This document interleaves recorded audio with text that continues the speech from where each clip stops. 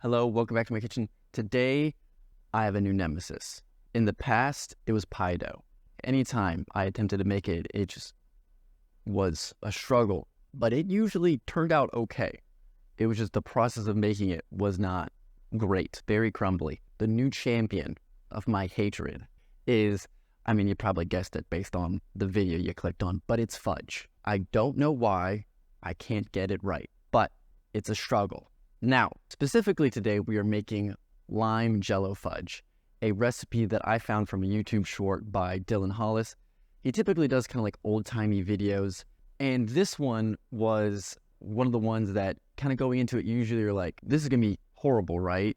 And sometimes you're surprised that that is actually good at the end, but a lot of the time you're like, this is going to be horrible, and then it is horrible. It's good content to scroll through. But this one, at the end, he was actually pleasantly surprised with the taste, which then made me curious, like, how good is it? Like, is it really good, or is it just like, It's good enough that you're shocked because you were expecting so little that delivering almost anything is impressive. I'm pretty sure they don't sell lime Jello fudge in any store anywhere. So for me to try this, I'm going to have to make it myself. And because I saw this recipe and got curious by it, I figured I should make a video so that anybody else out there who might be a weirdo like me might also be curious of what this is going to taste like, and they might give it a go as well. If you watched any videos from this channel, you'd probably be like, Aaron, you typically have the finished product in front of you. Where is it? So to that I say, I'm hiding my shame, and it's here. Now, I don't know what this is, but it's definitely not fudge. Bit of a failure. Now, this channel is accustomed to fudge failures in the past. I had the Almond Brown recipe where I used a Dutch oven and trying to get it up to a certain temperature and then dropping it down was not very successful because the Dutch oven held in heat. Now, when I made this, I did not use a Dutch oven, so I thought I was learning from my mistakes. Apparently not. You might have a follow-up question now of, I clicked on a thumbnail that had lime fudge in it. Did you steal that picture from somebody else? Like, what shenanigans are being pulled here? And once again, to that I say, I made a second batch. This one's slightly closer to the objective. Still a failure. I don't know if you can see it on here, but it is very crumbly. Closer, but not quite fudge, which should be kind of like a creamy, kind of chewy experience. Pretty much, I kind of went both ends. Like, I kind of want something that's a little bit more in the middle of these two things. I'm not going to give my assessment now of what I think went wrong because I've already rambled quite a bit. So I'm going to save that for the end, so hopefully you stick around. Why don't we run through the ingredients and then get into cooking? Sugar, lime jello, baking powder, milk, and butter. So first up, we're going to place the sugar, baking soda, jello mix, and milk into a large saucepan on the stove top, cooking until it reaches 234, stirring, frequently throughout because you don't want that sugar scorching and burning to the bottom of the pan. So now that it's reached 234, we're going to remove that from heat, add the butter in, beat that with a hand mixer until it thickens up a little. And then we went to pour it into an 8x8 greased, and I like to put some parchment in there so it makes it easier to lift out later. Pour that into the pan and then pop that into the fridge for it to chill for a few hours. Now that it's chilled, it's time to cut it, or time to go make a second batch and then cut that one into whatever size pieces you want, and then you're good to go. So for the taste test, I'm debating on if I should try both of them or just the one that's kind of successful. Because this one, that just can't be good, right? I feel like I kind of have to. All right. Nope. Not a fan of that. It's like liquidy and grainy, so it kind of reminds me of like wet sand, but with lime in there. And then it does dissolve, so it's not like sand, but just those initial textures, not good. Not good at all. Let's try this one and hope it's better. Way better. It's actually fairly good. I am kind of surprised by that.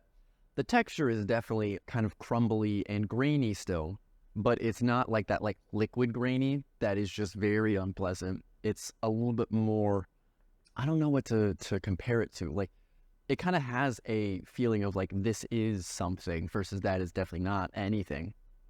So I feel like if you told people, oh, this is lime sugar cake from, make up some random country that's very far and people don't know, like Iceland. Who knows what about Iceland? Nobody. They'll be like, oh, like this is quite good. If you told them this is lime Jello Fudge, first off, they probably won't take any from you. But second off, they'll be like, this is definitely not what you just told me. If you trick people, solid dessert.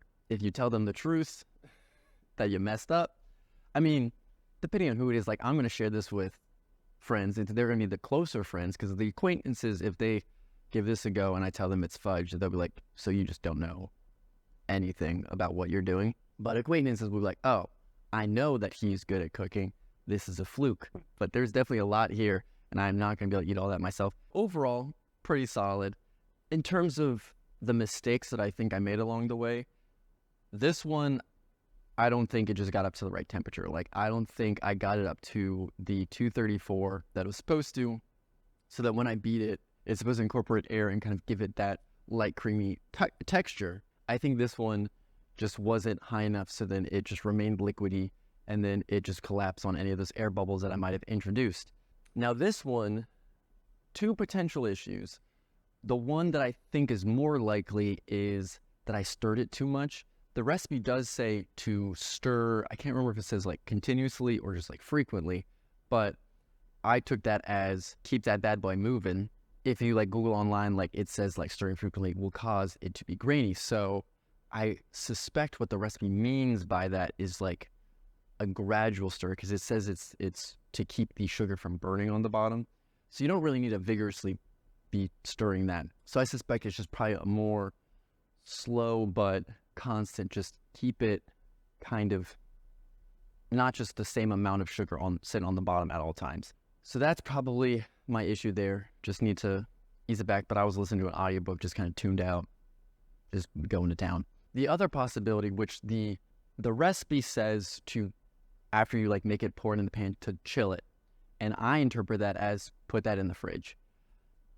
However, in the notes of the recipe, it says don't refrigerate this because it will make it crumbly. I wonder if that might have contributed to it. I kind of doubt it, because I feel like the texture was already a bit off when I was just pouring it out. That's just another kind of noted thing of it says to not refrigerate, but I don't know if that applies to that chill step. I think that just might be for like your storage of it. It doesn't need to be for refrigerated. Sorry for the interruption. I don't know where I'm going to put this, probably after I'm listing like the issues of the recipe, but I apparently use baking powder, which is not right. The recipe says baking soda. I just can't read. So maybe the recipe would turn out right if I use the right ingredients. So hopefully that's actually the problem, and you can just follow the actual recipe correctly, and it'll be super simple for you. So yeah, sorry about that, but